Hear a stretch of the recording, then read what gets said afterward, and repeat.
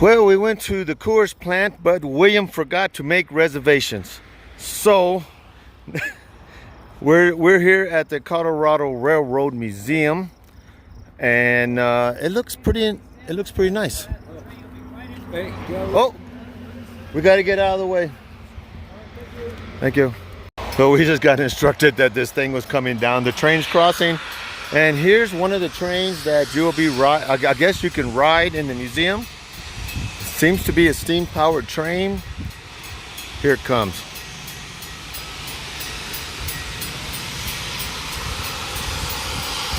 Oh, that thing's cool. You know what? I've never seen one working. I've only seen it in movies, but this one actually is working.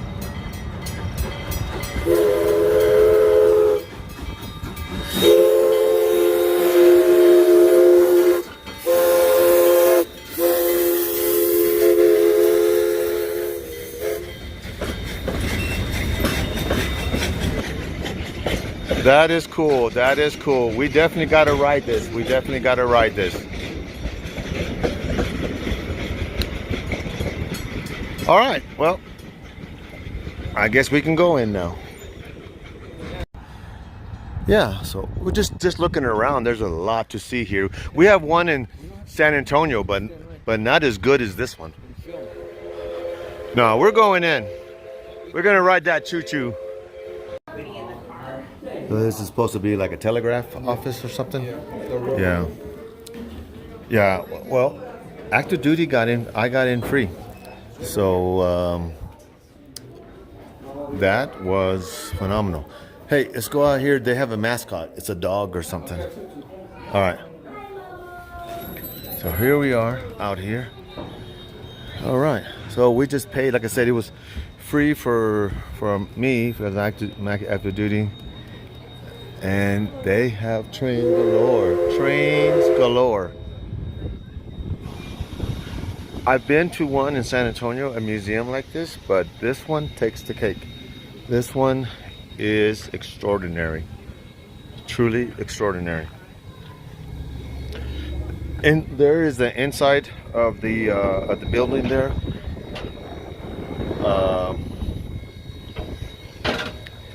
They have more parts of the museum in there, and we'll check it out later. This must be like they got a little snack stand, and they got a dog, some kind of dinosaur bones hanging around. I don't get that. Anyway, let's go walk around. So evidently there's some kind of dinosaur thing going on. It must be T-Rex showing up.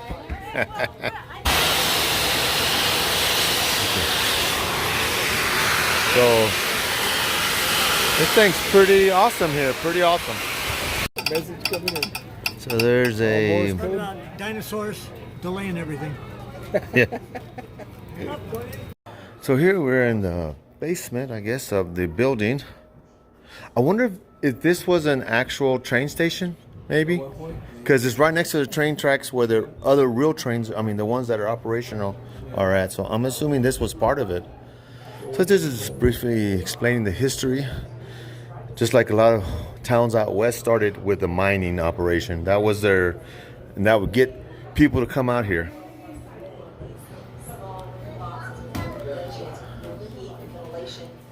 Got a little history film going on. What I noticed is these sofas look old. I don't know what they are. Anyway. Oh, there's some exhibit of some kind of toolbox. Drills and saws, clothing. I highly recommend it. I haven't even been inside in the actual large part of the museum, but just what I can see, it's worth the stop. This was a dollhouse that represented the trail cars. And I guess you could put your Barbie in there. This is way before Barbie. So this is a train set. It's a big one. It's like a whole room. This section back here is a model, I think, of this town that we're in, Golden. So I guess Golden was a mining town, and this is, I guess, a replica of the area.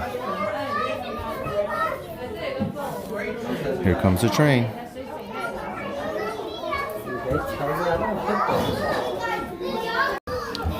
Very elaborate set. Very elaborate. This must be the more modern times. You're out of the West and now you have cars and trucks. And here comes the train again. Here, Calvin. Right here.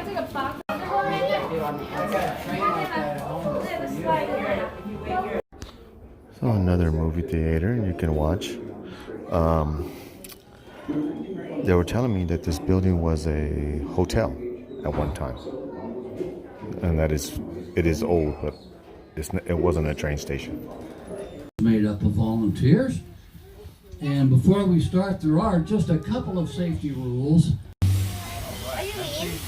I think most of our windows are closed today, so we don't need to worry about our clearances on either side. We're okay. Going to the west, the wild west. Going out to the West, willing to make our fortune. With the rain on the rails, we'll hear very clearly that book that we all try to avoid once the kids are a little older. I think I can. 491 is definitely saying that as she goes up this hill, which is about a 4% grade, about as steep as a steam engine can go, by the way. 481 was actually built in 1902. She is the largest operating narrow gauge steam locomotive in the Western Hemisphere. It's a Colorado original. The Denver and Rio Grande made her a narrow gauge locomotive in 1928. I told you we can wobble a bit.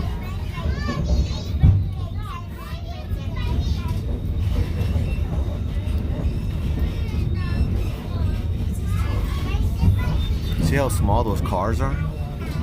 They're small by today's standards. I'll refer to the inside and the outside of the loop, since some of you are seated backwards and right and left wouldn't do you any good.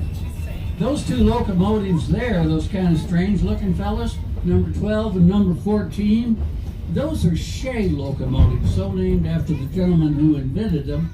I know they're kind of strange looking things because they don't have any drivers. Look at nice seats It's and because their pistons go up and down rather than back and forth, and in that way they kind of become like four-wheel drive.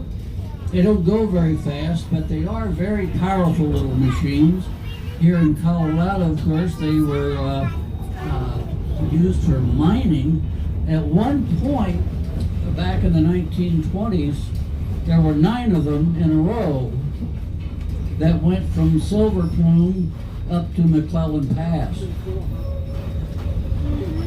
Now we're going to be going around our those cars really look old. Look, things that are falling apart. Reside.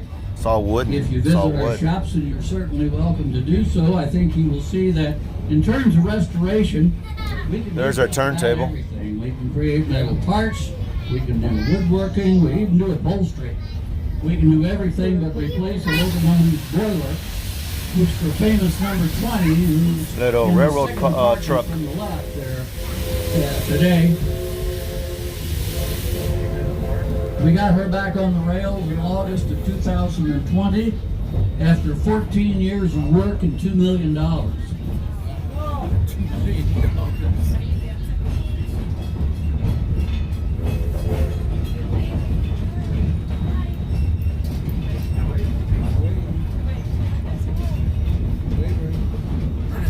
Now we'll switch over and look at the outside of the loop for a change. But I want to draw your attention not to 44th Avenue, but coming right up is, you probably already noticed, the largest locomotive in our collection. This is number 5629 coming up. She was built in 1940. Oh yeah. And her job was to haul 70 freight cars from Chicago to Denver and back, where she could hit speeds of 100 miles an hour. Then we will come upon little locomotive 191. There she is. That is the oldest narrow gauge locomotive in Colorado. 1880 she was built, and she could make a top speed of maybe 18 miles an hour, pulling a couple of cars up in the mountains.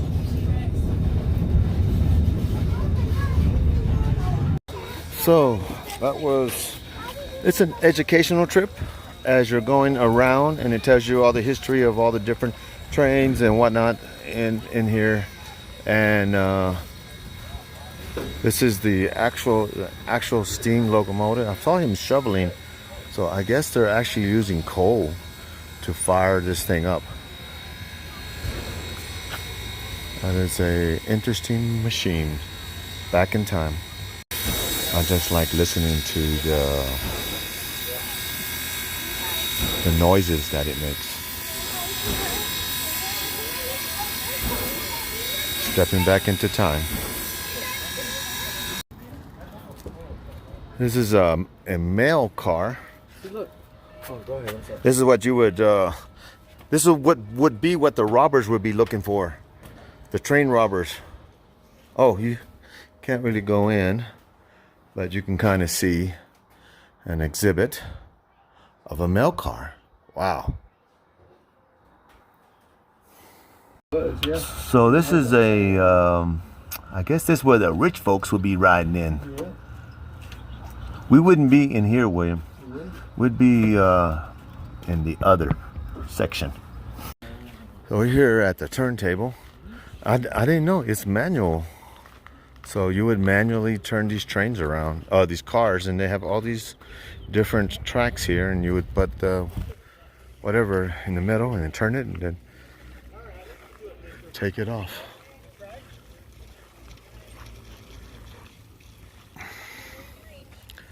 So you just grab the handle there and you push.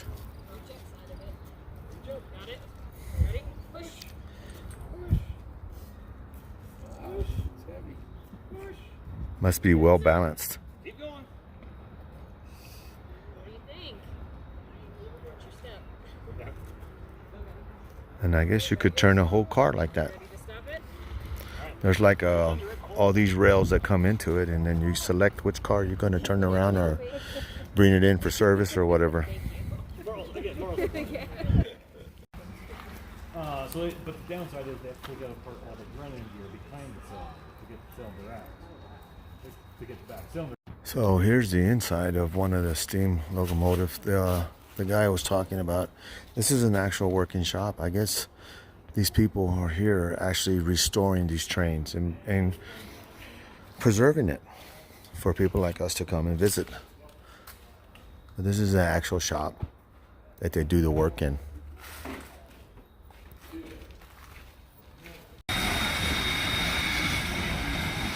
I just like watching the train goes by.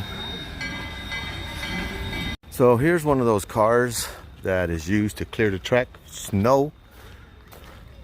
I've never seen one up close.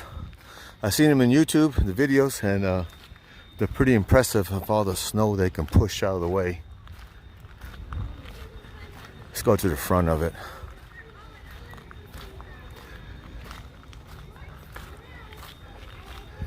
These are the giant blades that would just push the snow out of the way to clear the tracks. Right next door is a more modern train, I guess. Well, this looks old to me, but one of the more modern trains here at the museum. The trains of this era are, I guess, looks like from the Art Deco era. Must be the 40s, 50s, I don't know. But they have that Buck Rogers type look to it, very modern, sleek looking trains. And the older cars are made out of wood. Most of these are come from the narrow track days of the steam engines. All the cars were made out of wood.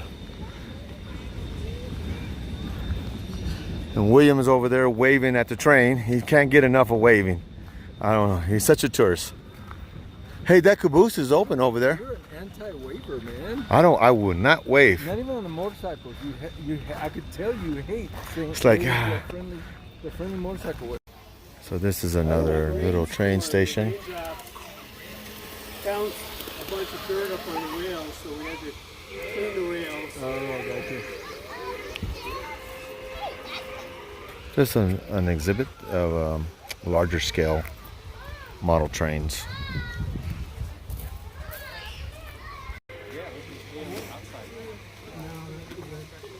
So are these tracks electrified or something? Yeah, the ones on this side are electrified. And we control them with these. Yeah, with a remote. And the tracks around the tree over there are not electrified. And people bring their real little steam-powered engines. Yeah. The one I have running there is battery-powered. They'll go for about 3 hours. Oh, okay. Okay. So I think this is a passenger car. There's a bathroom here. Look, that's how weak we are as a country. These are not climate controlled. Please be prepared for extreme temperatures. Extreme. We have to put signs like that because we're so weak. Yeah. So this is a passenger car, a more modern passenger car. I guess something you would see in the 50s and 60s. So these are the Pike Peaks. Oh, look at the little bunny rabbit. You got a gun? Bam! Them's good eating, man. And good eating. We used to eat those at Do al pastor on that. we used to do eat those at the ranch back in the day. Why is it? It just says powered by Cadillac. I wonder. So I guess the engine in it is a Cadillac. These are the trains that would take you up Pikes Peak back in the day. These are older ones, of course, and retired. And the guy said that these are the actual grades that they would be traveling in. So this is the angle that you would be traveling up the Pikes Peak. But I'm interested why it says powered by Cadillac. So it must have a Cadillac engine in it of some sort. I didn't know they made engines of that type. Anyway, highly recommend this place if you're ever here in the Golden, Colorado area. This museum is awesome. All right, so that was the museum. Me and William done here now. What's your impressions of the museum, William? What do you think? It was great. Thumbs up. Thumbs up? Like Donald Trump. Oh God. All right, so let's go on. I think we're gonna try to go to Boulder to a beer festival because we couldn't get into Coors. They were sold out, the tours. So It's sold out. well, You failed to make a reservation. yeah, okay. We're gonna go to Boulder. Thanks for watching. Bye.